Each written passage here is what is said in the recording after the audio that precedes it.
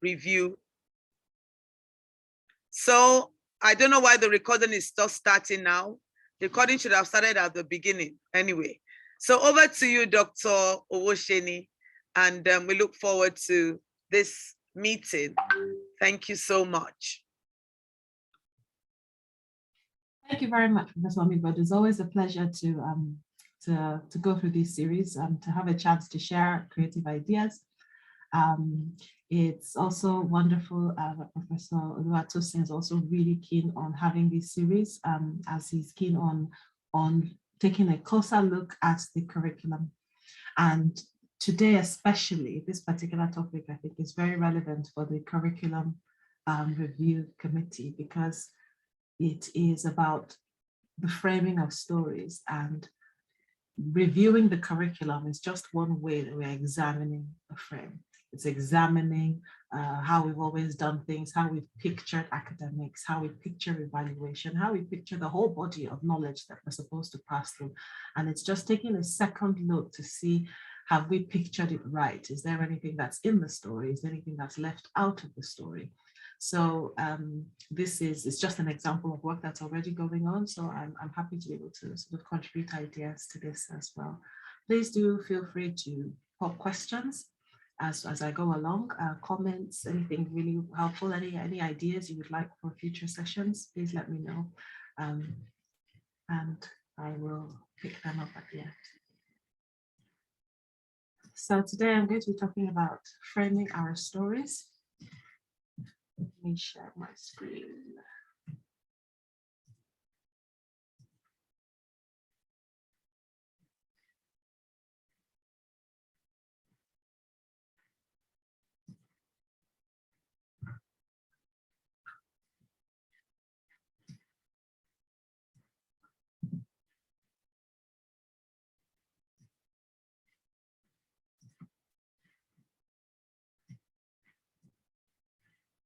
Okay, so framing our stories. On the cover of this is a famous a famous carving by Lamidi Fakeye. It's a 1960 carving, and you can see the edges around it is superimposed with a 45mm film graphic, kind of like celluloid film, and it doesn't quite match the timing and the nature and the style of the image represented. And later on, we'll talk about the reasons why I've included it in this way. So a quick recap of sessions 1 and sessions 1 and 2. This is our third session. Session 1 was an introduction to what I mean by the unified self. What we talk about a unified person, and what we mean is bringing together all our skills to bear on a task. So as a College of Medicine, there's the business of learning, there's the business of health, there's the business of providing service to the public. And we tend to sometimes leave other aspects of ourselves out, things that are outside the curriculum, things that we feel are not relevant to to this academic pursuit. We tend to leave them out. We leave out areas that are not relevant to the goals that we think are not relevant to the goals that we're trying to achieve. And in session 1, my point was about bringing together a unified force, a divided self. And it's not particularly a strong self. So bringing a unified force actually brings all our skills to bear on a task, because we cannot say definitively which skills are relevant and which are irrelevant. We apply them all as a singular force. And the question we would ask is, okay, so why now? What has this got to do with me? What has this got to do with the curriculum review? Why are we looking at this now? And now, especially in this modern time, with so much access to technology and so much access to knowledge, we are more divided than we have ever been. In our interest in ourselves, we have so many opportunities to learn. We can learn anything we want to learn online, in presence. So there is so much distraction. So our cells are already split. We find so many opportunities to even further split and diversify ourselves. So it's important to actually pay attention and try to bring together the sides of ourselves. And the goal of the unified self basically is a greater understanding of ourselves, is a greater understanding of our work, a greater understanding of our curriculum and how that applies to people, and how the nature and the very different diverse parts of our student body affects the curriculum as much as the curriculum affects it. So that was session 1. And then session 2, we went on to talk about the unified self leaves clues, and what is this unified self, and how do we find it, and what does that mean in practical terms. And we began to examine the idea of intersections. The pictures I had there was the pictures of the sugar bowls. So I talked about a student who also bakes, for example. You gather information not just at the place of learning, but at a junction between one thing or the other. So on the left-hand side is someone with a sugar bowl, and the person is measuring carefully. And then the other side, the person is sprinkling. You know, they say we sprinkle until the ancestors say stop. So the person is sprinkling. The intersection of a person baking in these different ways can give us clues about the academic process. Some people are very naturally have a tendency to be more precise, and some people have a tendency to, you just make do, and you go and you make do as you go along.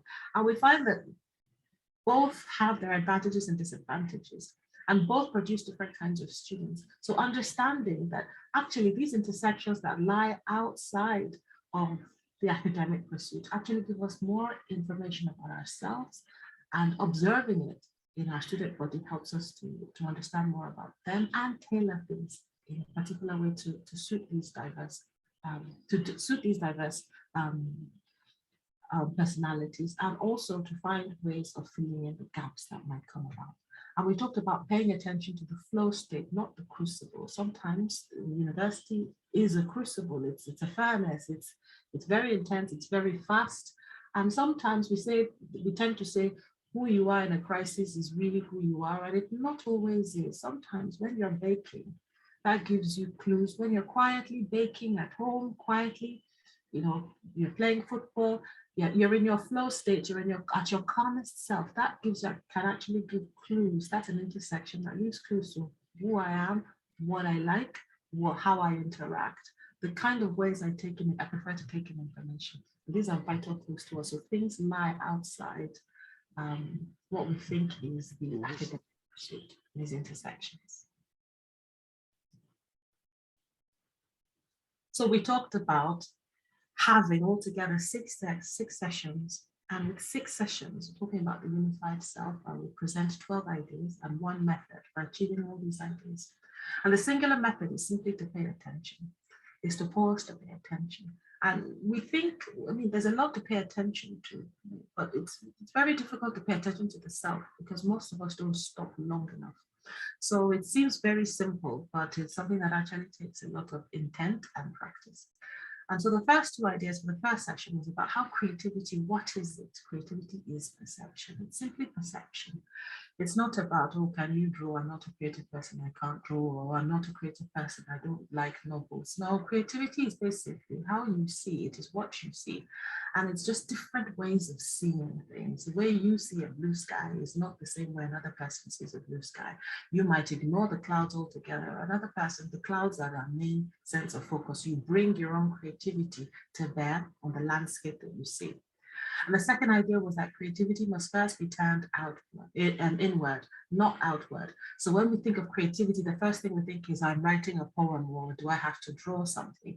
And this creativity first, before it can come into the production of anything, it must first be turned inward into the self. It must first be, what do I see about myself, about my surroundings, and whatever we see within, whatever we see, we observe, we note, then eventually, yes, we'll find its way outward. But it's an inward process from the very beginning. And the third idea I presented was about looking for the common thread. That's the ashoke, the tapestry in there. One might look and say, ashoke, when it's being woven in the loom, when we don't see the pattern, it looks very chaotic. But when it's done, we see that actually there's a common thread that's floating through. We can actually see the design, we see the pattern. And the creative self leaves clues. There are patterns, there are common threads. You find that in some instances, the patient person who follows a recipe perfectly might also be the same person who is patient enough to follow instructions on a ward perfectly. And somebody else who might do things a bit more haphazard. They might be a quicker person, might be more astute, might be a bit bolder. So all these things come to bear. So we can look for common threads in all the activities of our lives and bring them to bear. in an academic area. And then the fourth idea I brought about was what we see becomes a story. So we tell a story. There is a common thread, and with the threads, depending on how we see the thread, depending on whether or not we can observe that there is this pattern, there is some sense to this tapestry we see, and we can decide there is no sense of the tapestry, but whatever we choose to see, whatever our perception and our creativity pushes our way, becomes a story. So it's very important that we pay attention to this thread, pay attention to the perception, pay attention to what we decide to see inwards, because it becomes a story. And so today I'm going to talk about the framing of that story that we see. So the first question I will ask is, what is a frame? And I mean it in a very literal sense. A picture frame, simple picture frame. What is a frame? We say I want to frame this, or we say, can we please stop here? Can we please reframe our idea? Can we, let me reframe the scenario for you so you understand it better. When we say frame, such a common word, but what does it mean? And I use it in this sense to mean it's about structure. It's about giving something a structure. It's about saying this is where we are. These are the borders. These are the margins. We're circumscribing the edges when we say this is the picture frame. This is where the picture ends. This is where it begins, and this is where it ends. Or when we say, let me reframe this idea for you so that you will understand it better. It's just about putting a bit of structure to it so it's a bit clearer. So we are setting a stage with a frame. A frame in storytelling, when they told us there's a technique in storytelling, they call it framing, where you put a story within a story. For example, someone tells a story about an old man, and in the story, the old man is telling his child a story about the tortoise and the hare. So we have these frames. We can identify one story, the story of the tortoise and the hare. One story, the story of this man telling us another story. Wherever we put our frame limits our story. It explains where our story begins and where our story ends. So it talks about the edges. So using this very lovely carving in 1960, I will introduce the artist. Some of us don't know him. Lamidi Fake. He died in 2009, was born in 1928 and died in 2009. As a master craftsman, he started carving at the age of 10 with his father. He was the fourth generation. I think now there are 7 generations. His grandson and grandson are famous carvers in their own right. And he created a magnificent body of work for over 60 years. Shortly before he died, he was declared a UNESCO Human Living Treasure. And at the beginning, at the bottom are some of the works that he's created. One is Shango, the god of thunder, and there are 4 images there. And there's the warrior king on horseback with attendants. That's the one we were talking about today. It was carved in 1960. And there's another one carving there for Yoruba figures. And he's quite famous for attention to detail, the intricacy. If we look at the figures, we see that cloth, that pattern. He's paying a lot of attention to detail, which makes his work really, really unique. They don't look like mass-produced things. These took time, it took effort. And when we look at the story of Shango, each carving sort of tells a story. It's not just one person. There are things to look at. You look at Shango, you look who are the people kneeling before them. There's a sacrifice going on. He's holding his weapons. What are these weapons? There's someone in the corner looking at him. It's telling a story. There's a narrative to it. So it's more than just a simple one-dimensional image. He's carved something and he's put it in a frame.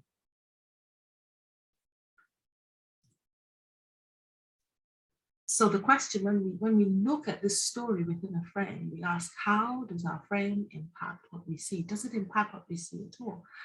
And I argue that yes, it does. Our frame has a way it can settle us, it can unsettle us, it can make things look like they belong, it can make things look like they don't belong. It has an ability to change what exactly is, what exactly we're looking at within the frame. And when I'm talking about what we're looking at within the frame, I'm talking of, let's use the curriculum for example. If we're taking our curriculum as a whole and we decide this is a frame that will hold our curriculum, the frame where we say the edges are, where we say this is learning and that is not learning, where we say this is useful and that is not useful, this assessment is useful and that is not useful. That frame, those borders, they actually matter because they impact what we see within. And when we look at a personal level, we can say, where I put the frames of myself, where I say, here I am, physiotherapist, these are my borders, then it impacts what we see. We've left some things within the frame, we've left some things without the frame. So it's very important that we say, what is my story? Where are the margins of my story? And I will show an example. It's really interesting in the posters that we put out. So I created this little advert on the left-hand side, and I put the carving, the warrior on horseback, and I put it in the celluloid. And the reason I put it in the celluloid was to have a frame that doesn't fit, it's a contrasting frame, it doesn't work. And that was a deliberate thing I did to show that the frame really, really does matter. You can have an anachronistic frame, it doesn't match the same time period, the chronism is out of sync, and it jars on you. You just look at it and straight away you know that this doesn't belong here. And when I submitted this graphic, and the designer who created the very lovely light pink graphic on the right-hand side, straight away realized that this doesn't work and took it out. So that frame, so when we look at the poster on the right, is a typical, the college poster. It's very organized, it's color coded. You know that the person who designs this has a really good eye for coherence and for detail. So straight away, this frame did not fit. And being somebody who works, really fast, no point, checking things, I'll just alter it to make it suit the whole poster. And it suited the poster perfectly to a T. The change did work. So straight away, when we have a frame that doesn't fit, it does jar. It jars, it affects the way we view it, it affects our pleasure, it affects our understanding. And when we don't understand, we no longer understand the carving. Is it a 1960 carving? Is this still a Yoruba carving? What exactly is this? What are we seeing? We must need a frame that to some extent fits the story that we want to tell. So when the frame doesn't fit, sometimes we need to change it. So the first idea of presenting for this session is that our story requires context, and this context can often sit within the frame. The frame, the ideas that we put around our story, the borders and the margins around which we decide these are our limits, this is our syllabus, this is our curriculum, this is how far we want to go. It requires context. Sometimes it's outdated, like celluloid, it just doesn't fit, it doesn't match what we're talking about. It doesn't rhyme with the story that we want to pass across. So our story requires context, our frame requires context. When we look at the size of when we look at our frame, there are so many ways in which we can look at it. Does it match our story? Is it big enough to contain our story? Is it built of the right material? Does it have to be a rigid frame? Because the College of Medicine, all our subjects are subjects that require lots of rigor, that require high standards. So does our frame have to be rigid? How rigid should it be? Does our frame have to be flexible? Do we change? Are there gaps for it? So all these things are informed by the story, and the story in the same affects the frame. So one question that one always asks is how large, what size, what are the dimensions of the frame? What should this frame be like? And then the question is, how large exactly should my frame be? Now, this is a subsection of the painting, of the carving. This is the bottom left-hand side. And I'm just looking at it hypothetically saying, what if this was the frame? What if this was the material? And somebody had told Ndifake that you need to make this story, 9 centimeters by 3 centimeters. And they said, this is the size, this is how it has always been, this is how it has to be. This is the available space in our gallery. All of a sudden we see that the story then changes because we don't have the capacity to encompass the full story.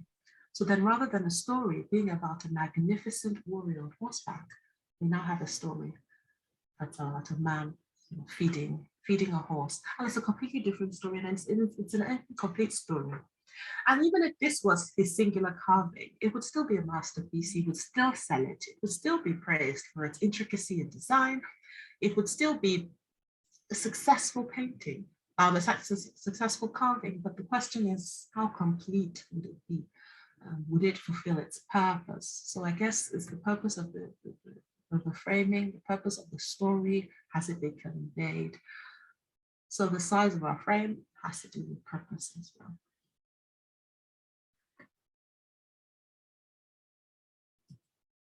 So we looked at this in the last session. We talked about intersection. Yeah. How big is the frame? Is the frame big enough to cope with the intersections that we have? Sometimes a small frame does not allow us to observe behavior, learning, styles within ourselves that come outside of the conventional. Like, for example, football. So many people give up football after school. Oh, school days, now I don't have time, I don't play football. Because for some reason, we seem to think that it's outside the frame. There's certain things that we pushed outside the frame, not understanding that these things are in the frame. And the funny thing is, children know this. And people who look after young children know this. People know that you can reveal character on a football pitch. You can fill in gaps on a football pitch. You can observe, the clues lie in the intersection. You can observe who gets angry quickly. What's the motivation? Who gets up, on time? Who has a short fuse? Who needs to learn patience? These are things that are picked up on the intersection. These are things we learn about ourselves. What do I need? Do I need camaraderie to be motivated? Am I motivated by the competition? Am I motivated by the winning? Am I motivated by revenge? I don't know. These are the things that we find out in the intersections. And if our frame is so small that we say, my frame is nurse, my frame is biochemist, and there is no space for the football that I used to play before, then we're narrowing our frame. We're beginning to reduce our story. We end up with a different story. So I'll look at this. I want to look at this, examine this lovely, lovely carving a bit closer. Now, when we look at this carving, everybody sees something different because, as we say, creativity is perception. And the artist expects us to interact with the artwork. So I cannot say this is what it means. I can only say this is what I see. And you see this magnificent figure on horseback. On horseback, you see somebody attending to the horse. Weapons, that's a gun. That's a baby, I think, at the top. But there is some sort of violent conquest. It's obviously a warrior going somewhere. And then you have this drummer on the right-hand side. And then what I noticed about this most was the frame. Now, can we look on the right-hand side next to the drummer and see what happened to the frame? So we have this frame with the repetitive motif, which is characteristic of Yoruba, the edges, the borders of Yoruba carvings. But then we see the horse, the drummer. We look at that right-hand side and we see something's missing. You see that the frame is bent, the frame is broken. We even see this white, I don't know what that white staining, whether it's an artifact, whether it's actually damage on it, I don't know what happened, but we know that on the arm of the drummer, we see that the frame is broken. So the question then we say is why? What happened here? What went wrong? And then I wonder that, did Lamidi Fakeye fail here? Did he make a mistake? Now, this is one of his most famous pieces, and it's actually central to many of the biggest exhibitions that he ever had.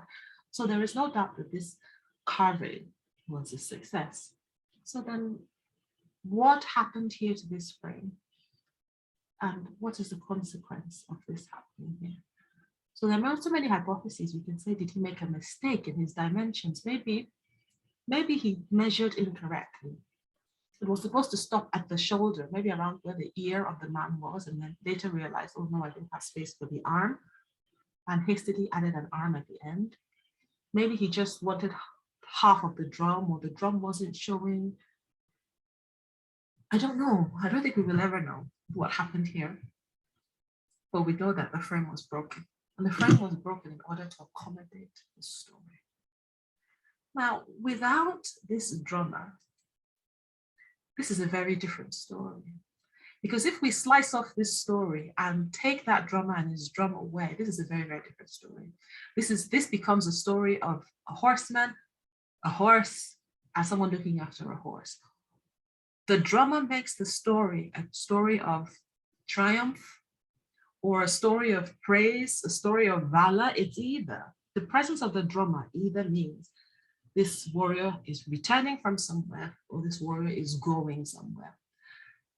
The drummer makes the story a story of valor. Then we can say this is titled Warrior on Horseback. Then we know it's a warrior. And we can already begin to imagine the scene. We can already begin to imagine the praise singing. We begin to imagine a completely different story with this drummer within it than if the drummer wasn't without it. And he wasn't holding the drum, on the floor by his side. He was beating the drum. And that alone changes the story. And I believe that adding that drummer with the drum to the story was worthy of breaking the frame. I don't think it'd be very pleasant to have to break this frame and change this and ruin the perfect repetition that was going on here. But I think having that drummer in to change a story from a story of feeding a horse to a story of valor and grandeur and bravery and celebrating some noble acts changes the story, and it is worth breaking the frame. And then the question is, what do we have in front of us that is worth breaking our frames for? What frames do we have, whether the old ways we've done this or how the curriculum has always been the same in this particular instance? Do we have a bigger story that actually is big enough to make us want to break the frame? Because we can say, this is the old story we've told, but there's a new element I want to add into this frame. It doesn't fit. Can I break this frame in order to accommodate this extra part of our learning that we actually didn't realize will contribute to the story, but now we see that it does contribute to the story. And on a personal level, we can look at ourselves and we can say, there are things I do, there are things I like. They actually have never fit into this lifestyle that I felt I've created for myself. But if I bring them in, it will require breaking a frame. Is it worth it? And I think that if it does change the story, if it elevates the story from a static story to a story that's an action story, because this drummer makes this story action. We think this horseman is going somewhere. He has places to go. He has things to do. If it changes the story from a static story to a story of action and presence and activity and grandeur, definitely it is worth breaking the frame, because a frame is not a permanent thing. We made it and we can break it. It is not an absolute. Remember we talked about in the last session, I talked about this quote here, this quote, where he was explaining the sentence, the proverb. He used it in No Longer at Ease. He also used it in A Man of the People as well. Wherever something stands, another thing stands beside it. And he was explaining it, and he was saying it's because it's a proverb. It's about the idea that there is no absolute anything. So there is no absolute anything, and there is no absolute frame. There is a world of dualities. There's a world where we can make a frame, at the same time we can break a frame, and our story can still be consistent, can still be coherent. We also mentioned Professor Oluwole also talking about dualities and how opposites can actually stay together. And I think this relates as well to our frames and to our ideas. We're able to bring these things together.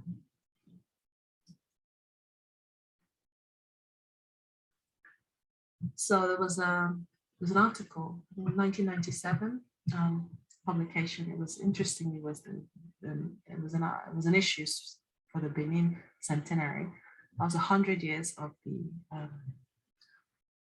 the sacking of Benin. Actually, this week is commemorating the 125th year of the routine of Benin Empire. And in this article, in this issue, there was an article on an exhibition of Lamidi Fakir, and he was describing it. And this sculpture about the warrior was actually central to that exhibition. So, and when he was arranging, the curator was explaining that when they were arranging the design, he said he preferred the sculptures to be mixed up, requiring the viewer to work harder. And therefore, the installation design did not follow a linear order. And often that's just the way. Our stories don't fit in linear order. They don't, the drama doesn't necessarily obey, it doesn't always fit within the frame. The stories we want to tell of our experiences, the story we want to tell of our learning, the story we want to tell about the students we produce, it's not the same. It's not the same every year. It's not the same year in and year out. It's not the same within students, between years. It's never linear, so it's never comfortable. So there is this harder work that needs to be done. There is this mixing up that has to happen. And sometimes in order to accommodate some of these things that we don't plan for, then the frame widens to accommodate it. So the curator, Page, was telling the reader, says in his introduction, he said, you must learn to read with a watchful eye, to note the omissions, as well as what has been included. This story is meant to be felt as much as to be seen. So remember that little frame when I said, if we have a little, a smaller segment, when we have a smaller segment on our frames, I can find it. When we have this, and this is our picture, we know that something's left out. We see half of the head of a horse. So we open our eyes to see something's missing. Something is outside this frame. I need a bigger frame. I need to see more. I need to fit more into this story. This is an incomplete story. It's a beautiful one, but it's incomplete. So we begin to see what are the omissions? What have I left out of this story that I've designed for myself? I was speaking to a colleague today, Dr. Wale Fadare, he was talking about mental models. And that's another example of what a frame should be, the mental models. We construct a mental model for ourselves. And it's quite inflexible. So there is so much within, there's so much that's left outside of the margins of this model. So it's our work to begin to see, what am I leaving out? And what do I need to put in for this story to be a full one?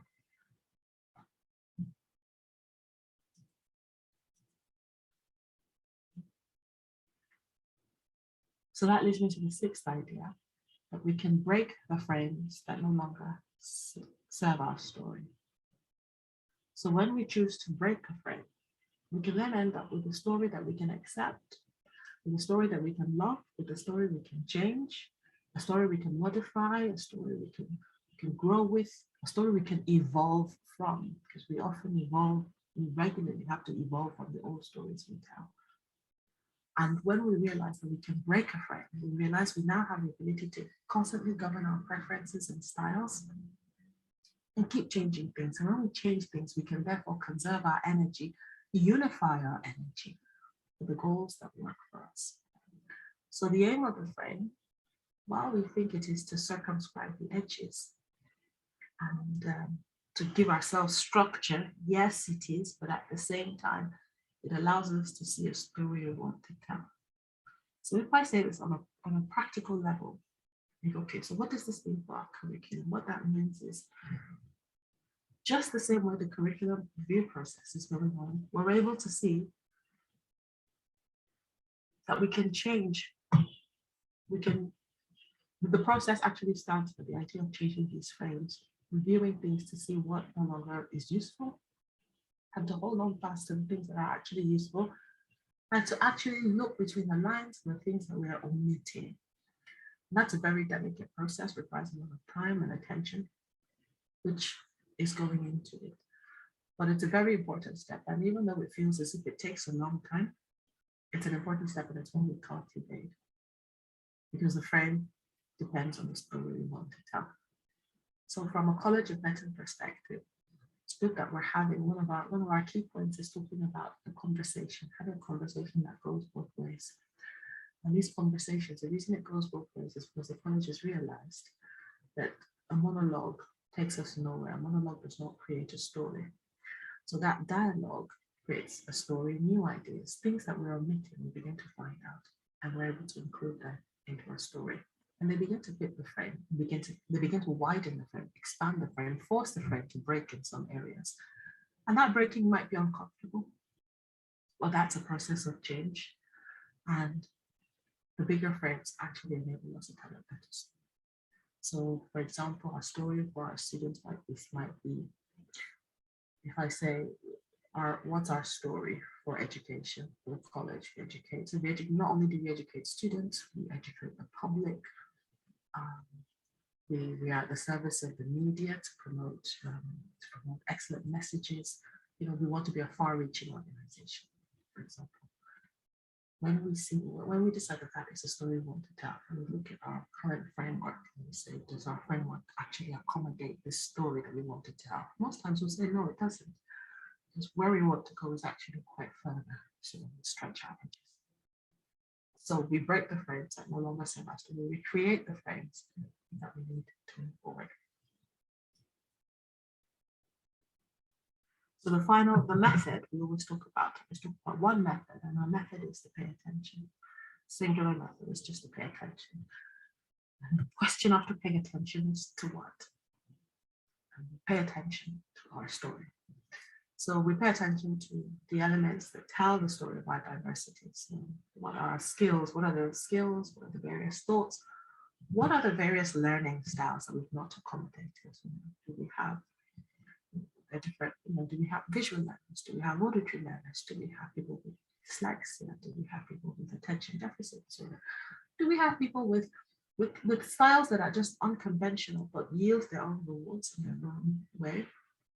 Are we able to accommodate them? Are we able to utilize the rewards of these various skills into our curriculum? So it's that story of we're diverse, we're inclusive, we are supportive. And then once we frame that story, which is why people do take time out, organizations take time out, develop a vision, develop their objectives, develop their far-reaching goals. Those are so important. They take so long.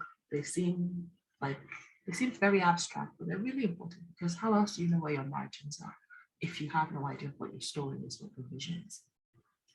So another thing to pay attention to is whether the frame holds a coherent or a unified story. Is it a complete story, or is it as complete as we want it to be? And when we develop it, so that's why they say when you develop your goals, you develop your goals along different points. You develop your commercially successful goals, you develop your leisure goals, you develop your recreation goals. And it's not because we're actually separated into these parts, it's because these parts are interrelated and they all affect us. So when we say we're promoting ourselves commercially or academically, just general life success measures, and we leave sort of recreation out of it, or we leave leisure or exercise out of it, what happens is one impacts the other. So we don't get anywhere. Our academic success is actually limited because we're not coherent, we're not unified and porous. So our frame, pay attention to what does the frame hold? What does the story say? What's my story? And it's a story that includes you in your flow state, not just the crucible. Sometimes we hold stories of the crucible. The story of the crucible, the typical story of the crucible is, I'm not good at maths. That's a typical crucible story. People say, I'm horrible at maths, or chemistry was never my strong point, so I struggle with anything that's not practical. I struggle with things that are theoretical. That's a story of a crucible. You define yourself from the place of a furnace, because that was a tough time, that was a limited time, that was a place of lack of resources, or maybe academic resources, study resources, your environment. And defining yourself from a furnace is part of the story, because it is in the story, but it's not the complete story. So I must make sure to also include our flow state. And if you don't know what your flow state is, is a state where you're actually calm, you're actually concentrating, activities are actually at a point where you just progress effortlessly. Sometimes it happens when you're studying, it happens when you're having hobbies, where your mind is at rest and you're actually your best self mentally, very alert. You're progressing, understanding who you are, what you do, how you're learning, why you're motivated to get into that flow state. It's a great insight into understanding how you learn and how to apply it elsewhere. So that story must include you in your flow state.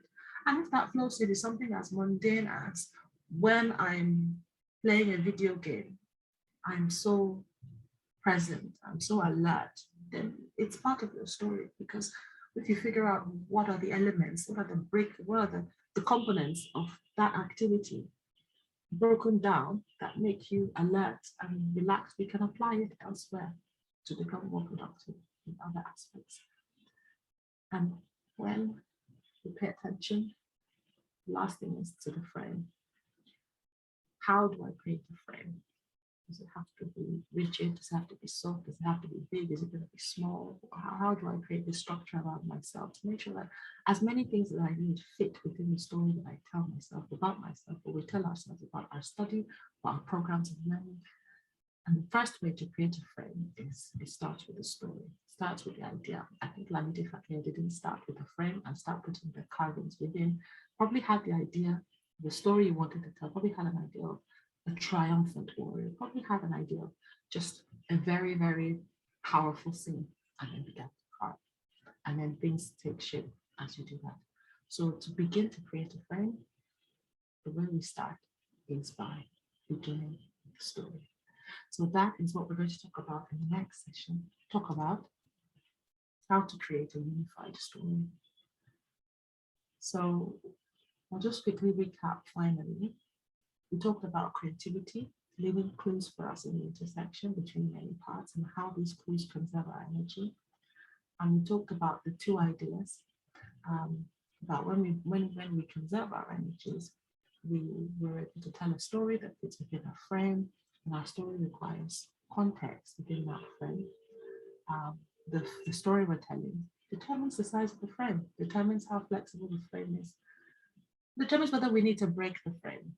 And the sixth idea was we can break the frames that no longer serve our story. We are allowed to do that. We must continue to do that. If the great Lamide Fakir, a living human treasure, could actually break the frame, and that will be a central part of all his biggest exhibitions internationally. I think we too can afford to break the frame. And our method remains consistent. We pay attention to ourselves, pay attention to the things around us. I pay attention to, with the curriculum, pay attention to our subjects and how they learn, observing the ways, the many ways and diversities among the people. So the next session is beginning to look at how to create that unified story. So we know that we need this flexible frame, but then what goes in it? So it's about how to create a unified story, not just a one-dimensional story, not just a story about a horse and a man. Very simple story, a man feeding a horse. That's a very singular story, one-dimensional. It's just an act. It seems very passive. But to create a dynamic story that invigorates, that actually gives life, that motivates, to have a vision that actually pushes things forward, that actually energizes the workforce. That's what we'll talk about in the next session, about creating a story that's larger than life, creating a unified story, full of force, full of energy, and full of excitement. So thank you so much for listening. If you have any questions or comments, I'd be happy to take them. Thank you very much, Dr. Owosheni. And for those of us who have joined very late this session, we just want to appreciate Dr. Owosheni, who has taken time out and is taking us through this series to help with our curriculum, the Unified Self, and 6 session, 12 ideas, and 1 method. And if you joined late, Dr. Owosheni is happens to be an alumna of the College of Medicine, the class of MBBS medical. She studied medicine and graduated in 2004. And we've been absolutely enjoying all that she has to offer. Today, I have, really it's been a lot of thought, learning about the frame, what would allow us to break the frame. I really like the illustration. I will not forget that easily. If it does not fit, can I break the frame and to accommodate an aspect of learning? We are at the University of Ibadan, is the oldest university in Nigeria. And every time I try to break the frame, we'll just take a few questions soon. But I'm coming from a meeting where everything is tradition. So we present promotions from different faculties. We have 4 faculties now in the College of Medicine: Faculty of Basic, Faculty of Clinical, Faculty of Public Health, and Faculty of Dentistry. And every time we have a meeting, Faculty of Basic must start first because they're the oldest faculty, then Faculty of Clinical Sciences, and Dentist, and then Public Health. And many times, because with so much to do, we never get to Public Health and Dentistry. So I was just asking, in my own attempt to break the frame, that is it possible for us sometimes to start with Dentistry and Public Health? And I was told categorically that University of Ibadan is a traditional university, that every time we have a meeting, we must follow that order of presentation. And even at meetings, when we're processing, the hierarchy is so, tradition is good, but then I'm just thinking, sometimes isn't it more expedient to break the frame? And you made the frame. Can we break the frame? And breaking it might be uncomfortable for some, but if it's going to make things better, are we ready to break the frame? And I think we really need to break the frame at some point in our curriculum development. And I have so many ideas in my, let's say, little or big head. And I'm also excited that you're going to be coming on board and working with us in the Biomedical Communication Center. Because the more as you were speaking, I was wondering to myself, why can't our students do electives? Particularly the MBBS, when they talk about elective, they go to some place to do the same thing. But can they go and do an elective in creative writing? Can they decide, okay, I'm going to do an elective in the information technology unit? Or you understand what I'm saying? Because there's so much that is needed to be a rounded person. But lest I talk too much, there are a couple of comments. And if you have, I welcome everyone. We have 63 people online for this call. Please, if you have any questions, you can just put up your hand on the Zoom, and we would I'll let you take your question so Dr. Wosheni can answer. But I have here from Yika Akindeko. It says, can our frames be too large?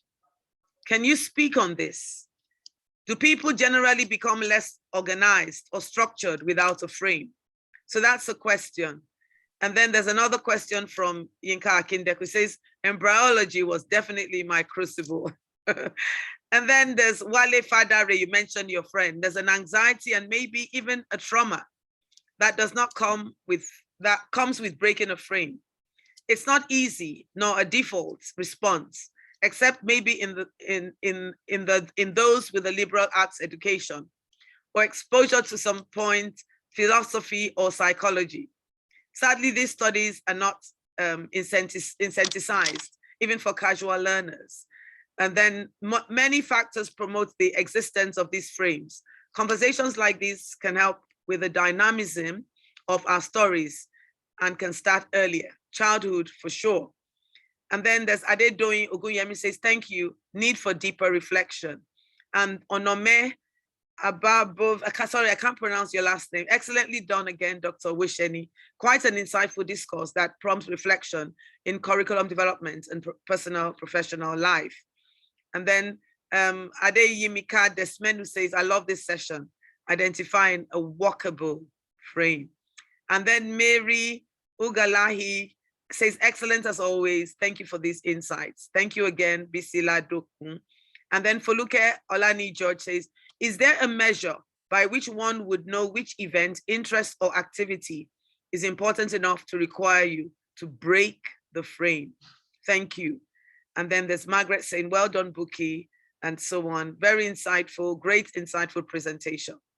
Gracias from Michael Olagbero, Dr. Wisheni. Fabulous. Ibadan seems to have wilted away our frames when we were in the College of Medicine. Really, profs attempt to break the frame. So let's have you respond. Yeah, Yinka Kindeko, I have too many ideas, My head is just going zoom, zoom. You know, I'm just seeing the kinds of things that we can do. There's so much talent, so much expertise, and to really prepare our students for the growing world, for a world that is in transition. There's so many ideas, but let me not talk too much. There's so many comments. Let's over to you, Buki, so you can speak a bit, and then we maybe, if there's time, take a few more questions. Okay, so first of all, talk about Dr. Akindako's question about can our frames be too large? And the question then is, if the frame is too large, then there'll be lots of empty space. A frame will encapsulate the story within. So if Lamidi Fakeye had more stories to tell, if in his vision he wanted to draw the horse, he wanted to draw the drummer triumphant, he wanted to draw, wanted to carve a king blessing the warrior, sending him forth, he would have added it in, and then the frame would have been bigger. So as long as there's more of a story to tell, then the frame will expand. So when you talk about when the frame is too large and then it's lacking structure and lacking organization, it will lack organization. If you can imagine if that carving, Lamidi Fakeye carved, just that exact carving, but he used twice the size of the frame, he'd be criticized. He would be told, you know, the horseman is here, the drummer is all the way far down in the corner, there's so much empty gap. This is not an efficient carving. He'd be told that. They would tell him, you wasted material, you wasted wood, we can't see anything. You could have done this in half the size. So it's very evident when the frame is too large if there's nothing in it. But if you have a story that's more complex and more things to put in it, by all means, let the story be bigger. And let the frame therefore be bigger, because the story will push the frame. Usually it's a story that will actually, you know, push the frame. When you find, you know, when people make paintings, these grand paintings from the ceiling to the floor, the artist may say, oh, I started out with a small idea and then it was massive. They frame it last. The frame comes last because you don't know how big your painting is going to be. So the painting will dictate the frame that you use. You have the painting, you go to the shop, and then they start telling you what will match, colors and size and, you know, texture. Do you use wood, do you use metal? The story tells that. The story decides that. And then the next question that was asked again, what event is important enough to break a frame? And that is the importance of storytelling. And that is because tradition is a beautiful thing. And we love tradition. And people who love tradition, I love tradition. We think they're not, they seem like sticklers sometimes, but they're just clinging to something that they do love, something sure and something certain. But one thing that has the power to break tradition is a compelling story. So when someone is told to break tradition, and this is the reason why, and the story is more attractive and more beautiful than the tradition that they cling to, then they begin to want to change, because then they're compelled to change. But people who love tradition won't change tradition just because, oh, come on, let's have a flavor of something else. Because people like variety. I like variety. I'll say, oh, come on, this is so boring. Let's do something else. If they see it that way, if that's their perception, they'll stick their heels in the mud and say no. But then it's the power of a compelling story. And that's the challenge that organizations have, which is why the organizations spend so much time writing out your vision, writing out the plans, just to try and give people an idea of this is what we're working towards, this is where we're going, this is the story we want to tell. Is it powerful enough to make you change your ideas so that you can come alongside us? So the event that is important enough to break a frame is a story that's just too powerful to be held back by that frame. That drama changed the story. It changed the story into a triumphant one. That story would not be the same without that drama. It was important enough for that frame to break. Because I've looked at lots of other carvings. I haven't found any of his carvings that were broken. That one is the only one I've seen so far. So yes, if it's important enough, and then, you know, we fail forward, we try. Sometimes you might feel, oh no, I shouldn't have changed that frame. You change it back. Or the story expands and I'm not quick enough to change the frame cracks because I'm slow. Okay, we learn and we keep changing it, so we keep evolving. But a compelling story is an important thing to help us with the frames. Thank you so much, Buki. A few more comments from Andrew. That's Dr. Lalade. Thanks for a lovely presentation from Team Frameless. Okay, Frameless. Great discourse, thank you. Extremely insightful presentation. That's from Kenechukwu. Onwuze, coming at a much needed period. I reflect on a quote I read years ago. Tradition becomes our security. And when the mind is secure, it is in decay. Yeah. And then Dr. Dole, the head of the chair of our e-learning, says insightful, a need to break some paradigms, lots of reflection. Appropriate needs assessment and proper prioritization would help. Absolutely, we're doing that. Thank you, Dr. Wushani. So many take-home messages. So there's thanks from so many people. And just to let you know that we also have here some of our teachers. There's Dr. J.K. Ladipo from Department of Surgery on. I don't know if, well, he taught me as a medical, he was a senior registrar. Thank you very much, sir, for being here. And thank you.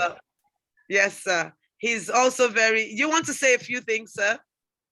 No, everybody has said everything. Okay. Thank you. Just my privilege to be part of this session. Thank you. Yes, thank you. You're welcome, sir. We're going to continue again next week, Wednesday at 4, the same time. I don't know if Dr. Igbokari, Dr. Olayinka Igbokari, she's the head and controller of our Biomedical Communication Center here in the College of Medicine. She's senior lecturer in communication and language arts, but she's very much into health and mental health. I don't know if I let you, because Dr. Wishan is going to be working with you. Dr. Bokari, sorry, put you on the spot, but do you have a few things to say before we close this session? Thank you very much, Ma. I've just been trying to find my own frames too, because sometimes if one is not careful, you get too framed or too pigeonholed in one space. And it's been an insightful session. It's a great learning experience even for me. And it talks about the need to widen our horizon and our scopes and tell our stories better and in a way that people would listen to us, and also to be a bit more analytic and open our eyes so that we can see more. Looking forward to the remaining sessions and looking forward to working with Dr. Wushani and bringing more people on board with their frames intact. Thank you. Yes, absolutely. I actually look forward to our students in the college having sessions like this in, to help them through their lives journey and to help them to reflect and think. I think we need a lot more of these kinds of sessions. Many of the students may not be present here for various reasons. Some of them are having exams and so on and so forth. And we also have here Professor Oluwatosin, the chair of the curriculum committee. Thank you very much, sir. I don't know, before we end this session, do you have any comments? Or I know you're very busy at this time. Yes, sir. Thank you, sir. Thank you very much, Ma. And Buki, you've been wonderful. And I want to express sincere appreciation to you, remembering to return and teach us. We taught you several years ago, and we are looking forward not only to the rest of the teaching. And I must say to the medical students here, although we are teaching you today, we know that in future, some years to come, you will come back to teach. Some of the teachers that are here, I probably would have retired then. Thank you once again, Buki. Thank you, Madam Provost. It's a pleasure being part of this. Thank you. Sir. Thank you very much. Buki, any closing remarks, or we'll end till next week? So, yes, till next week. Yes. So thank you. Yeah, thank you very much. And we will continue next week. We will share the link next week at 4 o'clock Nigerian time, which is 3 p.m. in the United Kingdom. So God bless everyone. You can put up your videos if you want to and just wave across as we break our frames. Okay, Buki, thank you so much. God bless. Have a nice day. Have a nice evening. Bye, everyone. Thank you for joining. Bye, Ma. Okay. Bye. Bye. Bye, Buki. Thank you, Buki.